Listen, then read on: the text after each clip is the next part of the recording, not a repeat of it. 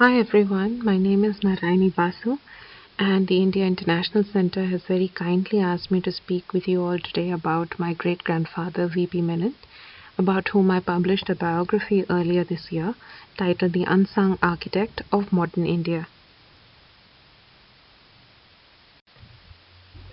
At the outset, I want to make it clear that this is not entirely a lecture on VP Menon and his many, many achievements. It is also a sort of summation of my own journey towards writing this book as a great-granddaughter and as a historian. I will be talking about my own research journey, about how I started writing this book, what drove me to write this book, and interspersing that with VP's own story. To start with, I'd like to talk a little bit about why I began writing this book. I began writing it for the simple reason that when you mention VP Menon's name, even today, there is an automatic assumption that one must mean Krishna Menon, not VP Menon.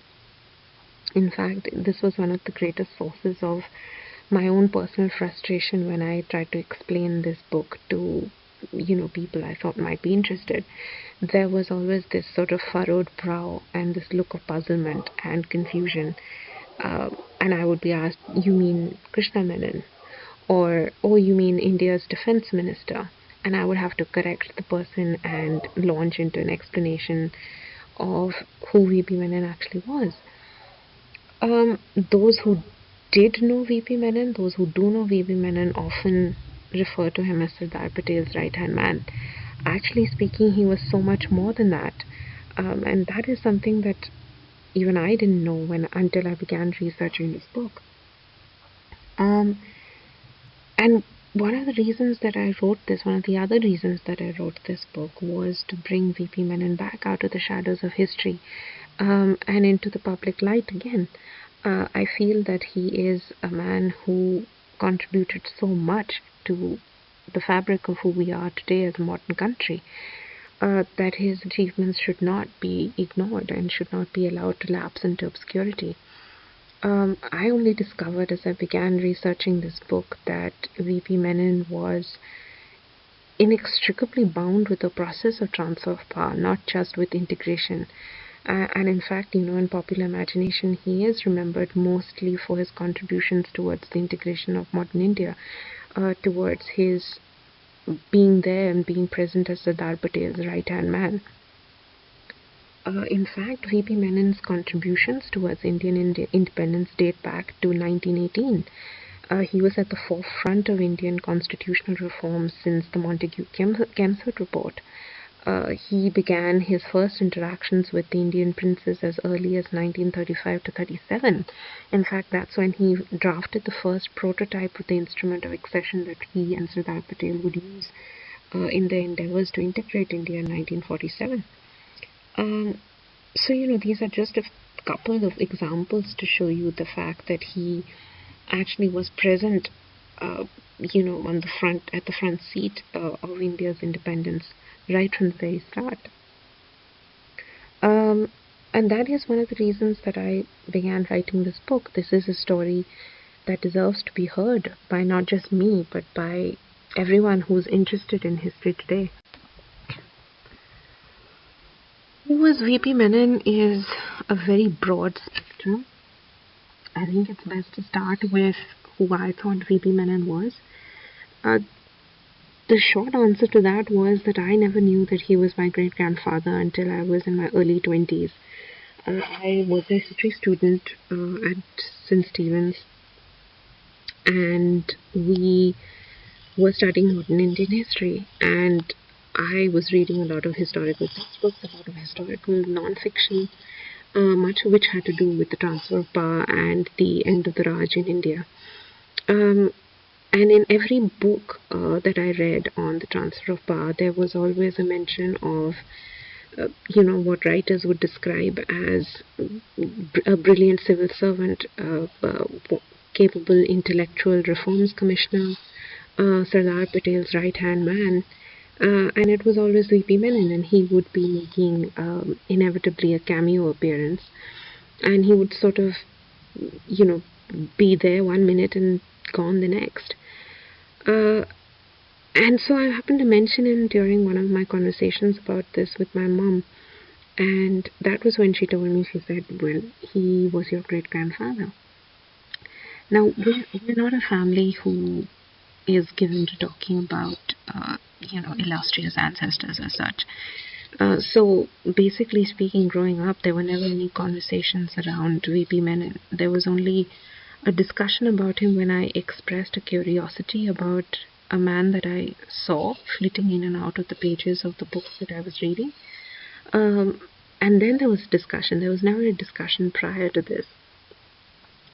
Um, and this was what started my discovery of VP Menon, because I obviously instantly, my curiosity was piqued. I wanted to know more. And so I began trying to find out as much as I could. And I found that the answers to my questions were precisely zero. There was nothing that was written in the public domain about VP Menon. There were a few blogs, no doubt. But apart from that, and apart from VP's own books, The Transfer of Power in India and The Story of the Integration of the Indian States, there was precious little that I could find about VP.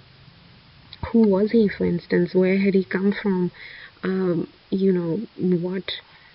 What were what had he done before 1947? I mean, how did he get to being Reforms Commissioner? Um, and obviously, my mum and her brother and the surviving descendants of VP Menon and in VP Menon's family uh, remembered. My mother, for instance, remembered memories of a grandfather. She obviously did not know the entire story of how he came to be Reforms Commissioner. There was a broad outline, certainly, but beyond that, the deeper details that go into making a biography, that was something that I was going to have to build from scratch. So, 6 years ago, which is when I actually began thinking about writing his story, I had no idea what this process of discovery of VP Menon would entail. I didn't know how far I would have to hunt down details and, travel to interview people, uh, try and find out as much as I could about a man who had been gone for so long from public and popular memory that it seemed like I would have to excavate him practically. So 6 years ago, I had no idea where to begin, as I said. It seemed to me that the best way to sort of find out more was to look at figures that I already knew. So I knew, for instance, that he had been Sardar Patel's right-hand man.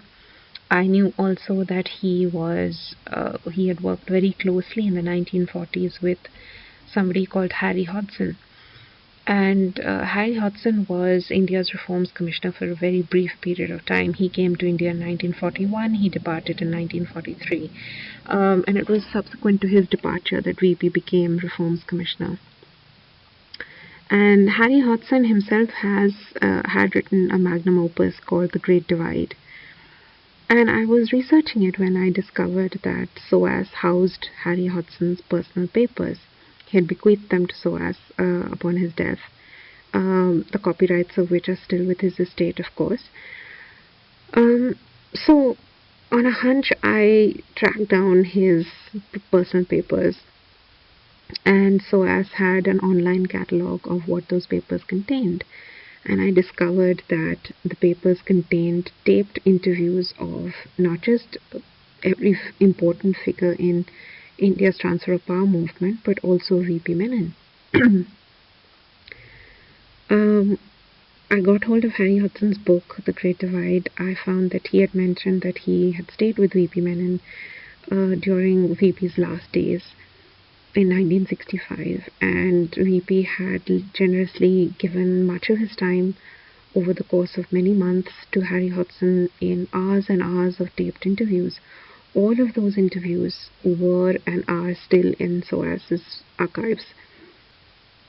The only problem was, of course, that they could not be digitized, they could not be transcribed. I would have to go to London and sit in the archives and transcribe them myself. I didn't quite know how to do that at that point because I was and I still am an independent writer. I did not then have, nor do I have now, any university or institutional affiliation, and that's usually the first thing that grant proposals require of you. They require, recommendations from the university or institution you work with.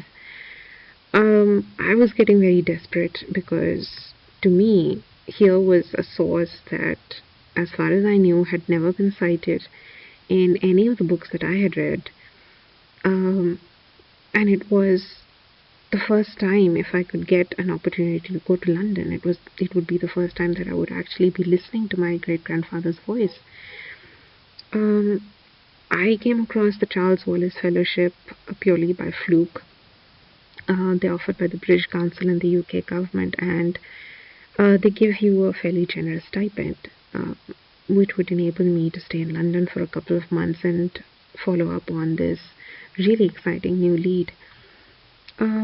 I was lucky enough to get the fellowship, and in 2016, in the summer of 2016, I left for London. And I wish I could tell you the feeling that it gave me to listen to VP's voice for the first time. And it was like nothing I'd imagined. His voice was very thickly Malayali. He lisped. He got incredibly excitable sometimes. He was clearly a man of very strong and articulate opinions. And it is one of the reasons why, and you can see this, this is a part of Harry Hudson's private papers at the archives. So he had handwritten letters and notes and correspondence from huge figures in the Indian independence movement, from Cyril Radcliffe to Roy Boucher to Mountbatten himself, and to taped interviews with Mountbatten, with Lord Ismay, with Acharya Kripalani. Phenomenal source of archival evidence. But it was the tapes that actually grabbed my attention, because there were over 18 hours of interviews that VP had given Harry Hudson. And I sat and I transcribed over 200 or more pages of interviews, and aside from being completely surreal, they formed a large reason as to why I wrote the book the way I did. If any of you who are listening to me now, or who are planning to buy the book later, will see, I have chosen to let VP's voice do the main narration of events. For me, it was incredibly important. Here was a man whose voice has been silent for so long, finally narrating the events leading up to the transfer of power as he not only saw but lived them. This was a man who had been at the front line of events for so long and had so much experience that just listening to him talking about it was a pleasure. And I felt that this was one way in which he could be restored, by sort of bringing his voice back from beyond the grave.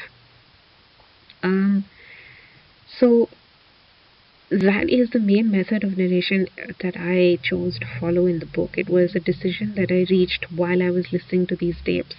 So going into writing this book, I already knew how I wanted to write it, and I already knew that I wanted VP's voice to be the main teller of events rather than me. This is an undated photograph that was taken at Ottapalam, which is where it all began for VP. He is sitting first from the left, so with the scarf around his neck. That is VP Menon. Like I said, I don't want to go into a very exhaustive narration of his life, because it's too vast to span 1 hour or even 2 hours. We'd all be here forever. So later on in this presentation, there are a few slides which are sort of summarizing his rise up, his career path, and I will come to that later. But I mean, Kerala is where it all began for VP. And one of the first legends that I came across was, it's sort of urban legend, almost a popular folklore, that VP burned down his school when he was a kid. And I didn't really believe it until I heard the stories for myself from descendants of not just VP but his siblings, his cousins, from his father's side and his mother's side, both corroborated this story. VP himself has left behind a sort of very slim collection of memories, which was basically done in Malayalam for all the descendants of VP Menon to eventually read one day. Everyone from the Panguni clan has, and the Vapala clan has, a copy of this little booklet, in which he basically talks about the hows and whys of setting his school on fire and then running away from home, obviously too ashamed of what he'd done, and his eventual our gold fields. And his time in Kolar is something that VP very rarely spoke of, possibly because of the incredibly deep impact it had on his life. The experiences that he went through at Kolar shaped him for life. They would shape the fact that he was ultimately a workaholic, a micromanager. They would shape the fact that he very rarely delegated work. He usually liked to do it all himself, or at least have a very detailed hand in the running of events. Kolar spanned a good chunk of his growing up years. He arrived there when he was 13, he left when he was 18, so it's 5 years worth of experience, which is also why it's a little difficult to sort of summarize. But it ended in complete and utter disgrace. He was sacked from Kolar, and again he was without any recourse of what to do next. So he decided to work his way northwards and see what he could make of his life. After all, he was 18. I mean, to sort of go back home now would mean complete and utter disgrace. So he ended up selling towels for a while outside Victoria Terminus in Bombay. And it is here that, serendipity stepped in. And the reason I raise serendipity at this particular juncture is that we see serendipity playing a huge role in his career, in his life, from now until, the peak of his career.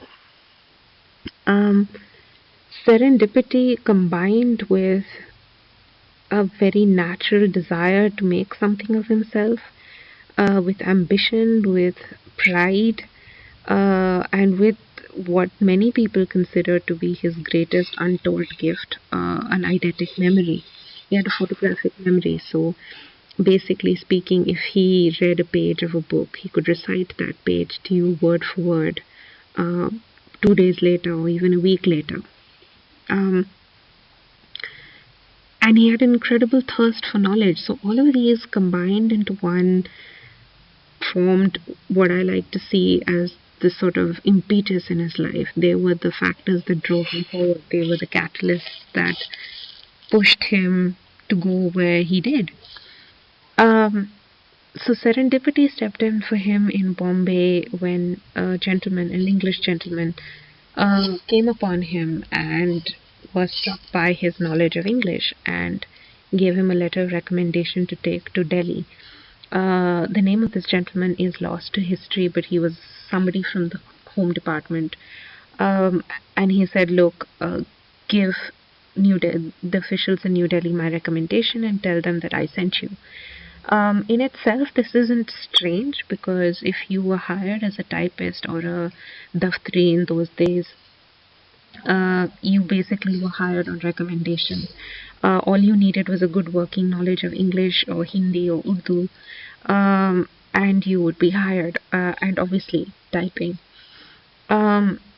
So in itself, this was not strange. You did not need to sit for the ICS examinations to become a typist or a daftri in the government of India. But to VP, it was a godsend. Here was a chance at government service, and however lowly it was still a job with the government of India. So he caught a train post here for Delhi. And these are three of the main places that reverberated throughout VP's life. He came to New Delhi and would stay in New Delhi, between New Delhi and Simla, for all of his life. He didn't know it then, that's all.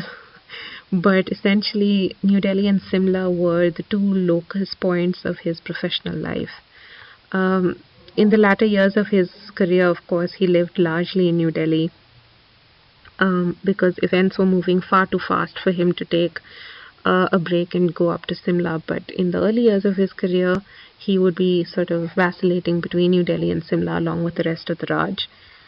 On the lower left-hand corner of the screen is Gorton Castle, where the reforms branch would be housed later. For now, in 1914, when VP landed up there, it was the home of the Home Department.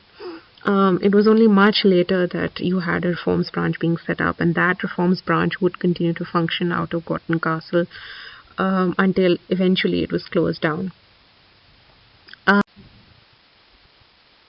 For me, these were the two main locus points of my life while I was researching this book.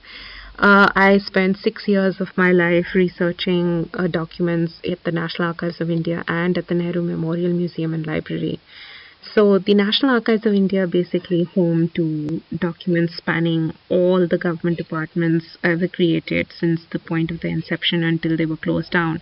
If there are departments that are still in existence, like the Home Department and the Ministry of External Affairs, those files are also available in the government of India, in the National Archives of India, I'm sorry. For me, the National Archives of India was incredibly important because for the first time I was actually holding documents in my great-grandfather's hand for the first time. So the earliest notable correspondence that he ever had, dated in May 1914, is available in the National Archives of India, and it's ancient, it is brittle, it is yellowing with age. I felt like it might disintegrate in my hands while I was holding it, but it was the first real proof, as so to speak, of my great-grandfather's existence within the walls of the Imperial Secretariat for the first time. And it was a phenomenal feeling as a historian and as a great-granddaughter.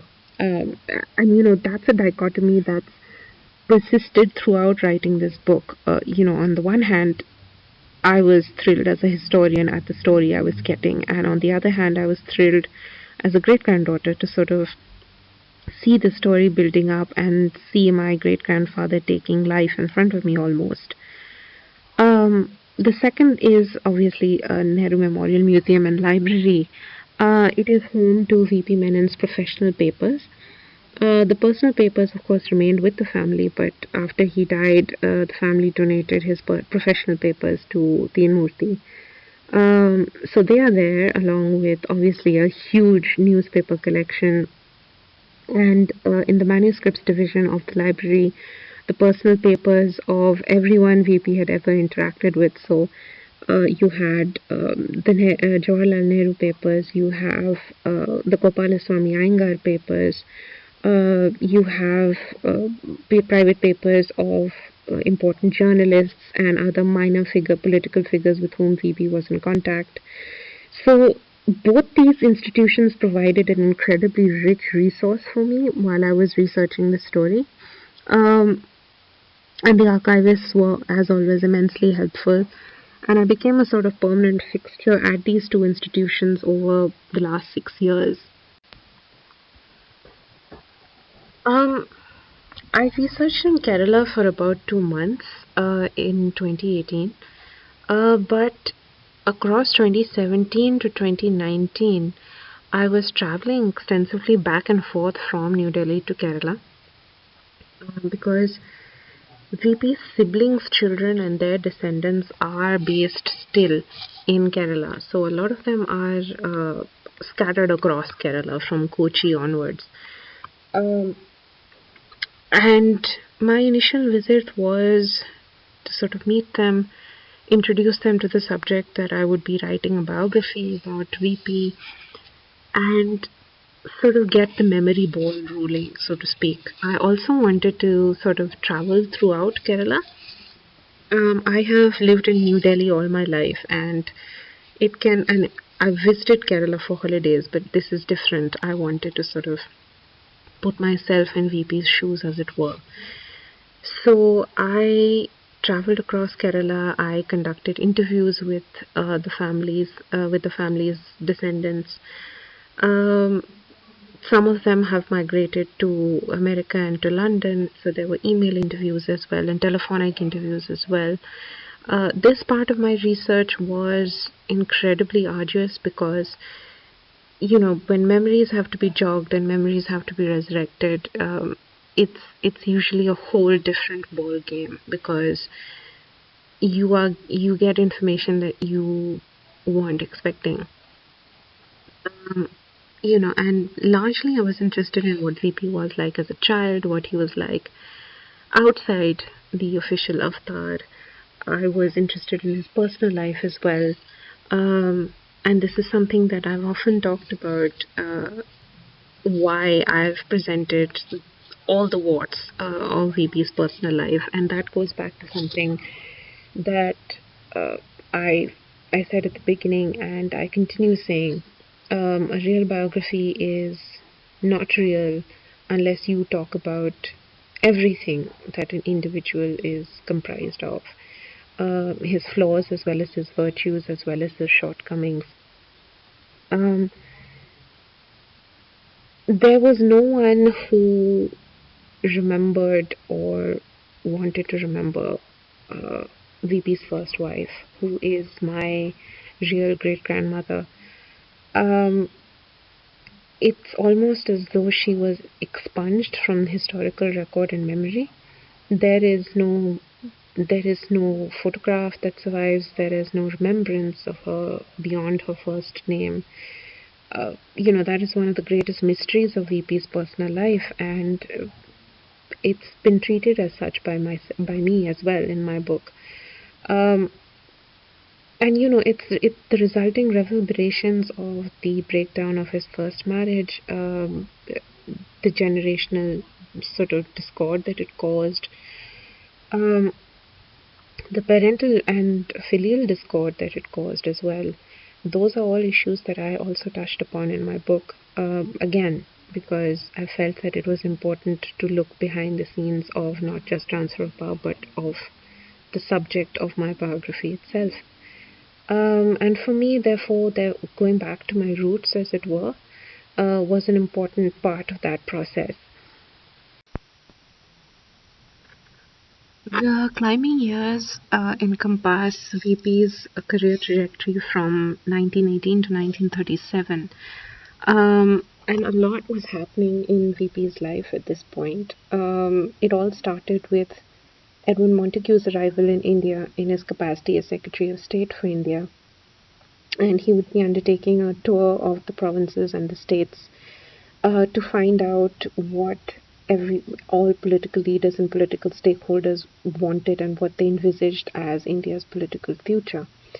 And a small team was put together to follow Edwin Montagu across India. This team would be in charge of helping Montagu formulate his thoughts, crystallize his ideas, his opinions. The secretaries who were attached to this little team that accompanied him would be responsible for taking minutes of meetings, typing up notes, typing up draft reports. VP was attached to the entourage that followed Montagu across India in his capacity as a typist. And it was his first big career break. This was, in fact, the beginnings of the Reforms branch as we knew it later. It wasn't called the Reforms branch right now, it was called the Emergency branch. And it was in charge of doing exactly the things that I listed out right now. It was headed by Sir William Maris, who was in effect India's first ever Reforms Commissioner. Again, that title hadn't been created at that point, so he wasn't really known as that, but what he did, the tasks that he did, were what later reforms commissioners would undertake. And it was VP's first exposure to what happens behind the scenes of intense bureaucratic wrangling. When we think of the modern concept of bureaucrats, we automatically get this image of babus who are pushing paper and pushing files, and that's anything but exciting. But for VP, it was the first time that he saw the devastating impact that a badly drafted sentence could wreak. He learned that it was all important to draft, redraft, and possibly redraft entire paragraphs if necessary. Sleepless nights were spent in formulating a report that would please all political stakeholders. And yet it all seemed to go for nothing when Jallianwala Bagh happened in 1919. And Jallianwala Bagh was an immense personal milestone for VP because until now, working as a typist was simply a means of filling his pocket and his stomach. It was a means of sending home money for his family and showing them that, despite everything, he had managed to make something of himself. Jallianwala Bagh made him stop. It made him pause and take stock of what he was doing and who he was working for. And this was a dilemma that was faced not just by VP but by Indian political servants across the spectrum. Later, HVR Iyengar would tell Sardar Patel that, we were so worried about what we were doing and if we were doing the right thing by working for a Raj that was essentially bent on cracking down in the most cruel way our hopes and our aspirations. And Sardar Patel had told Iyengar that, look, once we are eventually an independent country, as our goal is to be, we will need bureaucrats who have been trained on the job, who have expertise in administration and governance. So if you feel that you are contributing in a more constructive way within the walls of the Imperial Secretariat, by all means continue to do so. The road to revolution is not always on the streets in bloodshed and in war, but it is sometimes in the quietest of ways possible. And this was a conclusion that VP reached as well. And again, it's possibly serendipitous that he was associated with the reforms branch for all of his life. This was, in effect, the branch that would affect political and constitutional reform right until 1947.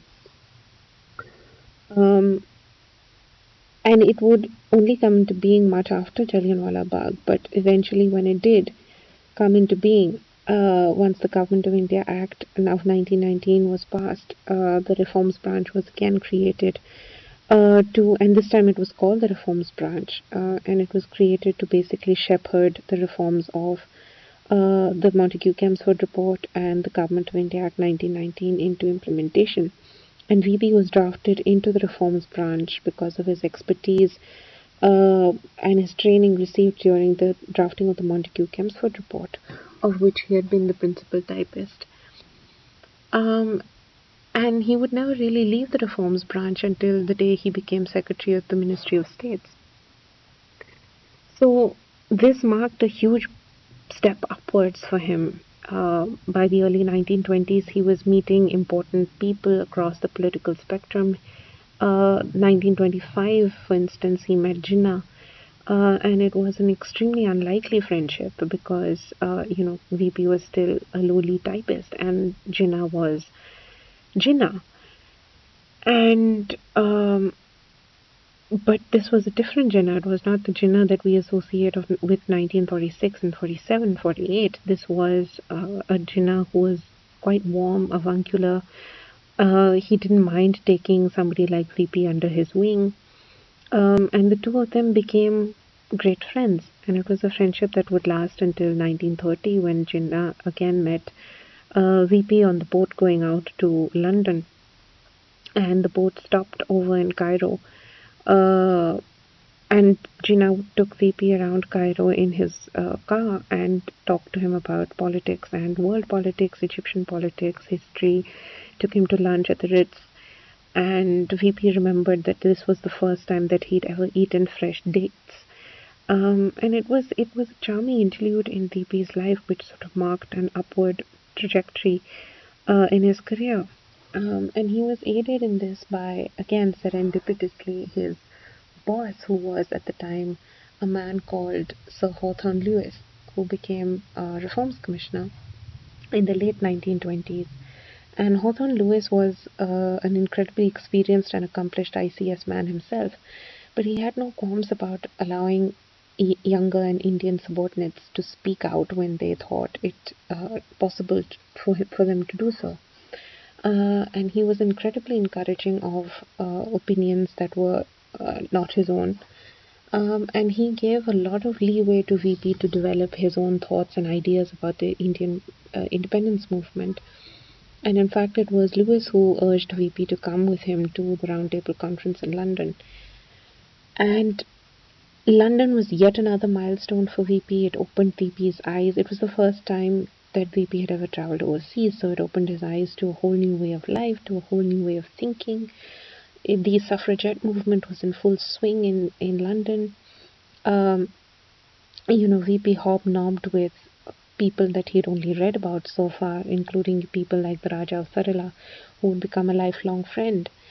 And it was now that VP basically brought back ideas that he would adapt in 1937. Sorry. When he introduced women onto the electoral rolls in the provincial elections of 1937. He also met a sort of a nemesis in the form of Lord Linlithgow, who was an incredibly protocol-loving, incredibly rigid, and did not have time or room for an Indian subordinate. So while you had Hawthorne Lewis encouraging VP on the one hand, you had Linlithgow as Viceroy, who was doing his best to put VP in his place, as it were.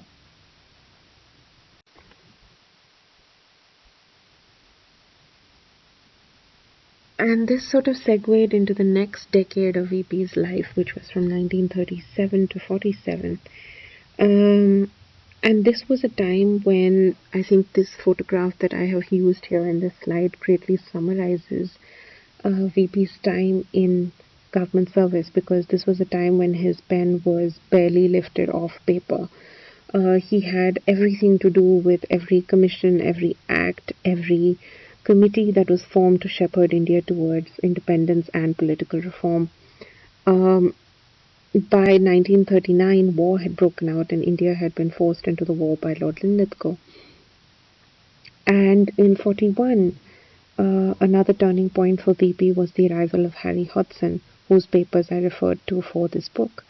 And Harry Hudson, as I said, was India's Reforms Commissioner from 41 to 43. He was 10 years younger than VP. He had absolutely no training at political reform, though he had been a journalist and he had observed India's progress towards constitutional reform for the longest time. But he had no on-the-job administrative experience, so he was trained on the job by Linlithgow. And in his own unpublished memoir, Hudson observed that by rights, the job of Reforms Commissioner in 1941 should have been that of VP Menon. But because VP was Indian and because Linlithgow was still Viceroy and would have nothing to do with an Indian Reforms Commissioner, the job went to Harry Hudson.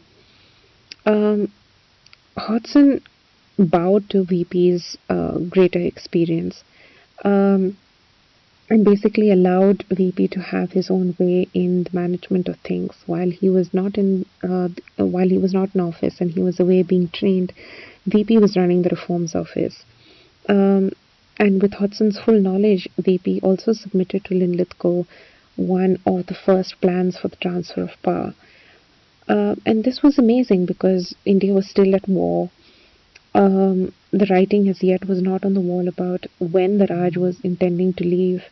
And yet, you had VP submitting a transfer of power plan to Linlithgow. And the details of that are in my book, but essentially speaking, the plan was not looked at. It was basically cast aside.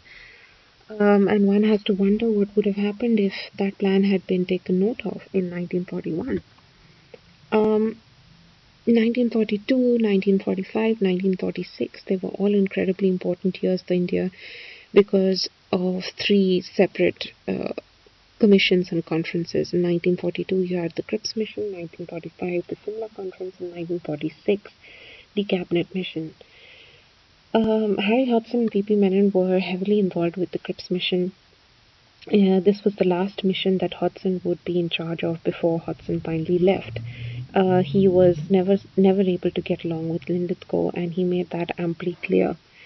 But before the Cripps mission left, Stafford Cripps singled out VP and told him, look, if at some point you can get a coalition government to pull India together, you would be doing a great service to this country.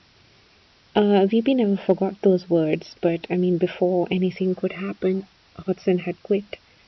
And Hudson left behind a letter of recommendation, which is still in the National Archives of India, if anyone wishes to look at it, in which he commends VP highly and says that, look, I can't think of anyone better than VP Menon for the post of Reforms Commissioner. And by this point, the writing was also on the wall for Lithgow. He was also due to leave soon. He had been in the post of Viceroy for the longest time. In fact, it was the longest tenure of any Viceroy in India. And the post duly went to VP Menon, and VP would surpass himself in that capacity. In fact, when Wavell came out, it was VP's idea, keeping Cripps's words in mind, to hold the Simla Conference. And the document in which he lays out the plan for the Simla Conference, again, is in its entirety available at the National Archives of India. And it's a fascinating document because he masterfully underplays his own desires and his own ideas as far as being mastermind of the Simla Conference is concerned. And even in his official narrative in the transfer of power, he gives the entire credit for the Simla Conference and for the idea of the conference to Wavell.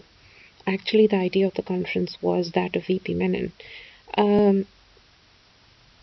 Following the departure of the Cabinet Mission and Jinnah's declaration of the Direct Action Day, VP went to meet Jinnah and to try and sort of persuade him to sort of stand down from bringing the country to the edge of violence. And this was the first time that VP was meeting Jinnah after 1930. And he writes about this and says that this was a completely changed man. He didn't recognize this man. For him, it was partition or nothing. And it was now that VP actually realized that partition was inevitable, that Pakistan was going to happen whether anyone liked it or not. 1946, the second half, was also important because VP met Sardar Patel. And Sardar Patel would, of course, feature prominently in VP's life until the Sardar's death in 1950. And theirs is a relationship that has gone down in history as almost legendary. They were incredibly similar men. Their thought processes were incredibly similar. They more or less thought the same thing. In Sardar, VP saw a leader.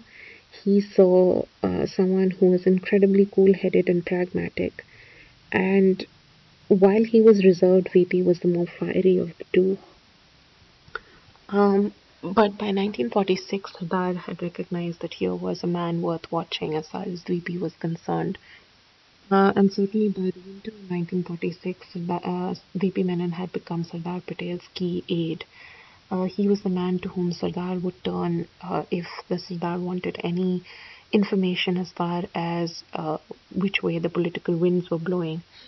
VP had by this point built up an enviable network of contacts across the political spectrum, across industrialists, across media houses. There was no one in Delhi that VP did not know. And it is in fact in December 1946 that VP, together with Sardar's complete approval, puts together a second plan for the transfer of power. And this plan actually makes it all the way to Whitehall because it was shown to Wavell, it was sent to London in the hands of Sudhir Ghosh. Again, it was never looked at, although Mountbatten did confess to having looked at it before he came out to India as India's last viceroy. And the arrival of Mountbatten in 1947 changed the game as far as India's independence was concerned. Here you had a viceroy unlike any other. Mountbatten was incredibly charming, he was persuasive, he was ruthless, and he came to India with a definite plan of how he wanted independence to go and how fast he wanted it to go, and in whose hands he wanted it to be. He came with his own band of carefully selected advisors. And for the first few months of his arrival, there was no mention of India's Reforms Commissioner. Um, VP was never consulted. VP was completely sidelined as far as any plans for transfer of power were concerned. He is on record with Harry Hudson as saying that he never saw or approved of Mountbatten's initial plan for the transfer of power, the one that Nehru exploded at. He never saw that plan. In fact, he was called in only in May 1947 to sort of smooth things over as far as Nehru was concerned, because Nehru was understandably in an almighty rage about the balkanization of India, as he called it. And it is at this point that VP sort of pulled out the 1946 transfer of power plan and said, look, give me some time, I can modify this plan. He was given a total of 4 hours to change the future of India and South Asia. And he was functioning on no sleep, he was functioning on severe stress. And in 4 hours, he managed to put together what was known as the June 3rd plan. That plan is actually the Menon plan, and it would eventually become the plan that was tabled to become the India Independence Bill, which would then become the India Independence Act. It basically saw the birth of India and Pakistan, and it was penned by VP in a space of 4 hours.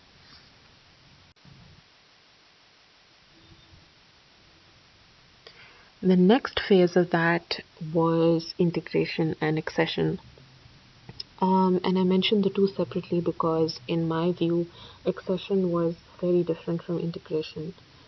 So essentially, following the June 3rd plan, you had the country on a very tight deadline because Mountbatten had announced to the press that India would be free on August 15th. That meant that VP would basically be in charge of shepherding the India Independence Bill, and in June, Sardar Patel informed him that he would like him to be Secretary of the Ministry of States. Was VP expecting to be Secretary of Ministry of States? The answer is no. He's pretty frank about it. He had been working continuously in government service for years without a break. He felt he deserved a break. He felt that this was the apt time for him to retire and possibly be given a governorship in some new state, and slowly bow out of government service. Instead, Sardar Patel came to him and said, look, we can't do without you. We need you to be helping me in the Ministry of States. And he couldn't turn the Sardar down, so he chose to accept. And between June 1947 and August 1947, there is not a single civil servant who is not on record as saying that VP Menon was the man to whom everyone was turning. Though there were separate councils and committees set up to oversee partition and to oversee the birth of India and Pakistan, every single person deferred to VP's judgment on various issues to do with not just independence but with partition, with accession, with the eventual integration of the Indian Union. He was by this point undoubtedly India's top civil servant, and that superiority has been deferred to by everyone who was in service at that point. Beyond August 15th, 1947, the country shifted into integration. Everyone who had to exceed by the 15th of 1947 had already done so. So beyond that, once India was actually independent, you had the process of integrating the states that had stood apart, cajoling, coaxing, coercing, doing whatever was in their power to get states together into a modern Indian Union and to present to the world that this was a stable geopolitical unit worth reckoning with. Um, I'm not going to go into the details of integration because we all know how that went, and it spanned 47 to 51 when finally the Ministry of States was shut down. But by 49 to 50, the Sardar was an incredibly ill man. And he couldn't do the kind of running around the country and meeting with various princes and delegations of princes that integration actually required. So it was VP Menon who was deputed to be the Sardar's envoy. And it is VP's signature on every instrument of accession. It is VP Menon who went to sit and talk to princes, get them to sign on the dotted line. Every single plan that VP had to get a particular prince to accede was run past Patel. Patel would give the green light and VP would set off to meet with these princes. And it was a phenomenal effort for which VP is not given due credit. And I think it took a lot of not just strength but complete and utter charm, ruthlessness, and a mix of mercilessness as well to sort of bring over 500 states together with their incredible personalities and egos into one modern Indian Union. In the winter of 1950, Sardar Patel passed away, and it left a completely unfillable void in VP's life. It also marked the end of the zenith of his career.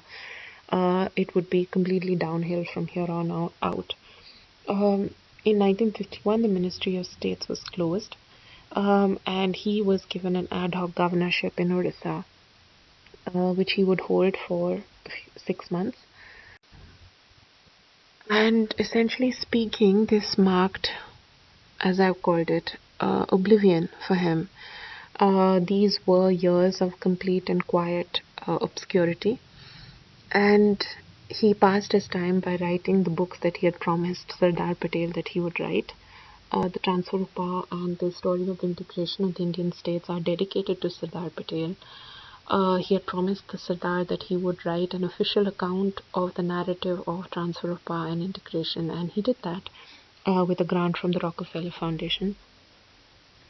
In 1959, he was also one of the founders of the Swatantra Party, though he never lived to see the party come to fruition. He passed away of emphysema in 1966, and the question that I'm often asked is, why do you think he was sidelined? The answer is pretty simple. There was no love lost between VP Menon and Jawaharlal Nehru.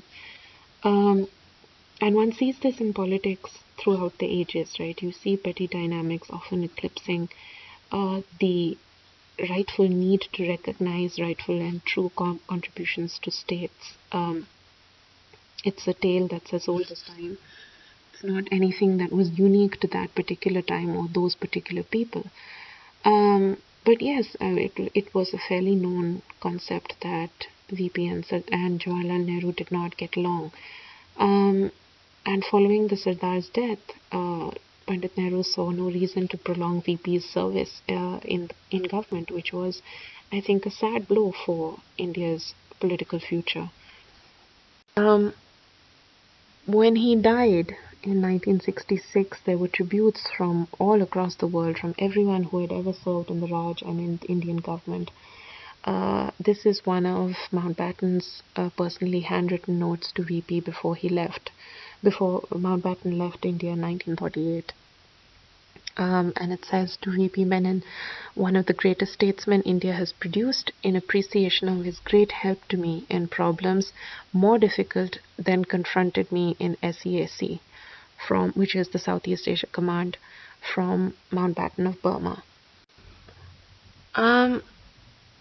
And ultimately, when people put down this book, I want more discussions about VP.